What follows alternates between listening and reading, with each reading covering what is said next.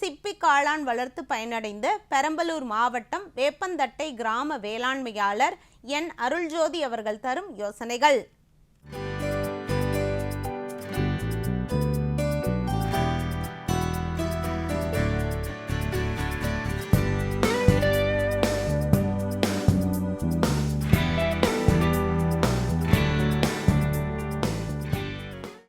நான் ஆரம்பித்து பார்த்திங்கன்னா ஒரு 9 வருஷம் ஆகிடுச்சிங்க. ஸ்டார்டிங்கில் ஒரு சின்ன லெவலில் பண்ணிகிட்ருந்தோம். அதுக்கப்புறம் தாய் மஷ்ரூம் அப்படிங்கிற ஒரு பிராண்டை உருவாக்கி இங்கே கொஞ்சம் பெருசாக பண்ணிகிட்ருக்கோம். ஒரு நாளைக்கு ஒரு 30 to 40 கேஜி வரைக்கும் இங்கே சேல் ஆகிற மாதிரி நாங்கள் ரெடி பண்ணிகிட்ருக்கோம். அது இல்லாமல் மஷ்ரூமில் வேல்யூ ஆர்டரும் கொடுத்துட்ருக்கோம். வேல்யூ ஆர்டரில் மஷ்ரூம் பிரியாணி, 65 அந்தமாரி விஷயங்கள் பண்ணி கொடுத்துட்ருக்கோம். இப்போ இது பார்த்திங்கன்னா பால் காளானுங்க. இன்னொரு வெரைட்டி சிப்பி அங்கே இருக்கும். இது பால் காளான். இதனுடைய லைஃப் டைம் பார்த்திங்கன்னா ப்ரொடக்ஷன் டைம் பார்த்திங்கன்னா 45 நாள்.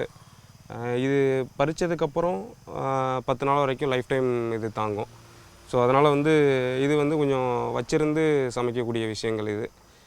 இது எப்படி ரெடி பண்ணுறோம் அப்படின்னா, ஃபஸ்ட்டு பார்த்திங்கன்னா விதையிலேருந்து பூசணத்துலேருந்து அடுத்தது காளான். அந்த காளான் பார்த்திங்கன்னா ஏதாவது ஒரு மெட்டீரியல் வேணும் அந்த காளான் வளர்கிறதுக்கு. அதுக்கு அக்ரியோட வேஸ்ட்டு பார்த்திங்கன்னா வைக்கோல் இல்லை அந்த சோளத்தட்டை அந்தமாரி விஷயங்களை யூஸ் பண்ணலாம். இப்போ மேஜராக நமக்கு கிடைக்கிறதுன்னு பார்த்திங்கன்னா வைக்கோல் கிடைக்கும். வைக்கோல் கிடைக்கிறதுனால அந்த வைக்கோலை நாங்கள் யூஸ் பண்ணிக்கிறோம். நாங்கள் வைக்கோலை பர்மெண்டேஷன் பண்ணி அதுக்கப்புறம் பார்த்திங்கன்னா அதில் ஸ்டெரிலைசேஷன் பண்ணி அப்புறம் அதை ட்ரை பண்ணி அந்த மாய்ச்சர் ஒரு 80% மாய்ச்சர் இருக்கிற மாதிரி ரெடி பண்ணி ஃபஸ்ட்டு ஒரு லேயர் விதை, ஒரு லேயர் வைக்கோல், அதுமாரி ஒரு 10 லேயர் பக்கம் போட்டு ஒரு பேக்கை ஹோல்ஸ் போட்டு டைட் பண்ணி ஒரு டார்க் ரூமில் நாங்கள் வச்சுருவோம். நாங்கள் வச்சுட்டோம் அப்படின்னா ஒரு 25 நாள் to 30 நாள் வரைக்கும் அந்த பூசணம் பார்த்திங்கன்னா அந்த அக்ரி வேஸ்ட்டில் ஃபார்ம் ஆகும். அக்ரி வேஸ்ட்டில் ஃபார்ம் ஆனதுக்கப்புறம் அதுக்கப்புறம் அந்த பூசணம் காளானாக முளைச்சி வர்றதுக்கு ஒரு சப்ஜெக்ட் ஒன்று தேவை. அதுக்கு கேசிங் சாயில் நாங்கள் அப்ளை பண்ணுவோம். 25 நாளுக்கு அப்புறம் அந்த பேக்கை 2ஆக கட் பண்ணி மேலே கேசிங் சாயில் அப்ளை பண்ணுவோம். கேசிங் சாயில் அப்ளை பண்ணி வாட்டர் ஸ்ப்ரே பண்ணிட்டு வந்தோம்னா ஒரு 15 நாளில் நமக்கு மஷ்ரூம் ஈல்டு வர ஆரம்பிக்குங்க. இது பார்த்திங்கன்னா நாங்கள் இங்கே லோக்கல் மார்க்கெட்டிங்லேயே நாங்கள் பண்ணிக்கிட்டு இருக்கோம். அது இல்லாமல் வெளியில் கேட்குறவங்களுக்கு கொடுக்குறோம். முகூர்த்த நாளில் கல்யாண ஆர்டர்களுக்கு கொடுத்துக்கிட்டு இருக்கோம். இதுமாரி எங்களால் மார்க்கெட்டிங் பண்ணிகிட்டு இருக்க முடியும். அடுத்து பார்த்திங்கன்னா இது என்ஆர்ஜி டிபார்ட்மெண்ட்டில் சப்சிடி கிடைக்குதுங்க. என்ஆர்ஜி டிபார்ட்மெண்ட்டில் நாங்கள் ஆரம்பத்தில் 2015 ஆரம்பிக்கும் போது பார்த்திங்கன்னா ஒரு 80,000 ரூபா எங்களுக்கு மானியமாக கொடுத்தாங்க. ஃபுல்லாகவே மானியம் தான் எங்களுக்கு. 80,000 ரூபா பார்த்திங்கன்னா மானியமாக கொடுத்தாங்க. அதுக்கப்புறம் இப்போ ஹார்டிகல்ச்சர்லலாம் ஸ்கீம் இருக்குது. ஹார்டிகல்ச்சரில் இருக்குது, அக்ரிகல்ச்சரில் இருக்குது. இதுமாரி போகும்போது நமக்கு ஒரு 30%, 35% வரைக்கும் பார்த்திங்கன்னா சப்சிடியோடு கொடுக்குறாங்க நமக்கு. நாங்கள் ஆரம்பித்தது என்ஆர்ஜி டிபார்ட்மெண்ட் மூலிமா நாங்கள் ஆரம்பித்தோம். அப்போ நந்தகுமார் சார் இருந்தாங்க. பெரம்பலூர் டிஸ்ட்ரிக்டோட நந்தகுமார் சார் இருக்கும்போது அவங்க மூலிமா ட்ரைனிங் நாங்கள் அட்டன் பண்ணோம். அது இல்லாமல் ஃபீல்டு விசிட்டும் எங்களை அனுப்பிவிட்டாங்க. ராமநாதபுரம், அப்புறம் சின்ன சின்ன ஃபார்மர்ஸ்லாம் எங்கெங்கே இருக்காங்களோ, மஷ்ரூம் ஃபார்மர்ஸ் எங்கெங்கே இருக்காங்களோ அவங்க பக்கம்லாம் எங்களை போய்ட்டு விசிட் அனுப்பிவிட்டாங்க. அதெல்லாம் பார்த்துட்டு அதுக்கப்புறம் ப்ராப்பராக ஒரு ட்ரைனிங் அங்கே எடுக்கணும் அப்படிங்கிறதுனால தமிழ்நாடு அக்ரிகல்ச்சர் யூனிவர்சிட்டி போனோம். நாங்கள் கோயம்புத்தூரில் இருக்கக்கூடிய தமிழ்நாடு அக்ரிகல்ச்சர் யூனிவர்சிட்டி போய்ட்டு அங்கே ட்ரைனிங் அட்டன் பண்ணிட்டு வந்தோம்.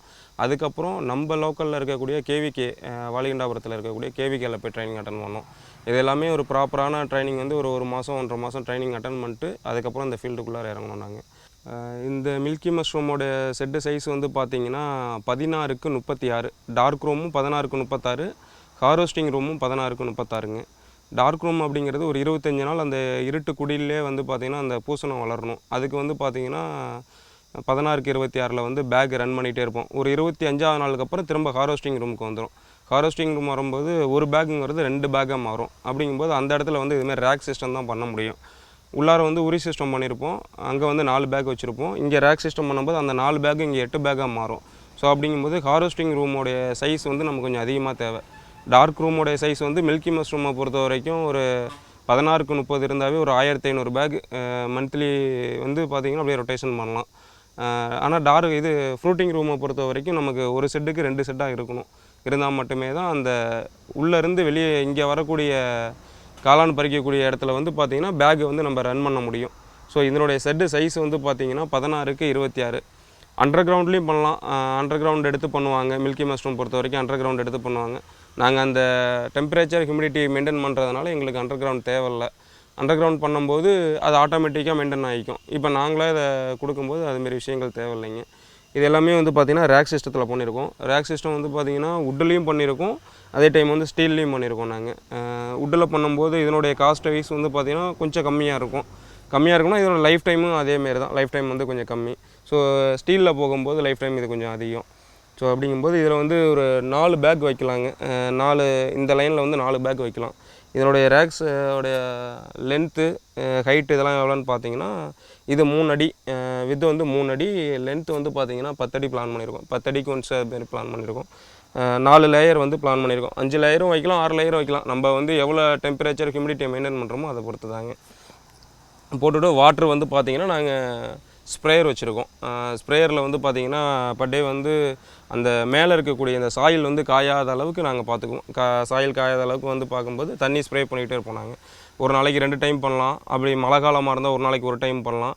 அப்படி இல்லை ஒரு ஹியூமிடிஃபையர் ஒன்று போட்டுட்டோம் அப்படின்னா 4 நாளைக்கு ஒரு தடவையும் தண்ணி ஸ்ப்ரே பண்ணலாம். ஸோ அப்படி நம்ம மாற்றி போகும்போது அந்த மேலே இருக்க இது வந்து மண் வந்து ஈரமாகவே இருக்கும். ஈரமாகவே இருந்துச்சுன்னா நமக்கு அந்த காளான் வந்து பட்ஸு வந்து ஒரு 7வது நாள் நமக்கு பட்ஸு வெளியே வந்துடுங்க. கேசிங் பண்ணதுலேருந்து ஒரு 7வது நாள் பட்ஸ் வெளியே வந்துடும். 7வது நாள்லேருந்து அடுத்த ஒரு 7 நாளைக்குள்ளே ஹார்வெஸ்டிங் வந்துடும். நமக்கு வந்துச்சுன்னா அதை அப்படியே நம்ம அறுவடை பண்ணி க்ளீன் பண்ணி நம்ம மார்க்கெட்டிங் பண்ண வேண்டியதான். மார்க்கெட்டிங் பண்ணும்போது பேக்கிங் 200 கிராம் பேக்கிங் போடுவோம். கஸ்டமர் என்ன கேட்குறாங்களோ அந்த சைஸுக்கு ஏற்ற மாதிரி நாங்கள் பேக்கிங் போட்டு கொடுத்துருவோம். 200 கிராமும் போடுவோம், 1/2 kg போடுவோம், 1 kg போடுவோம். பல்க் ஆர்டரும் கேட்பாங்க, 5 கிலோ 10 கிலோ அதுமாரியும் கேட்பாங்க. அதுமாரி விஷயங்களும் பண்ணி கொடுத்துக்கிட்டு இருக்கோம்.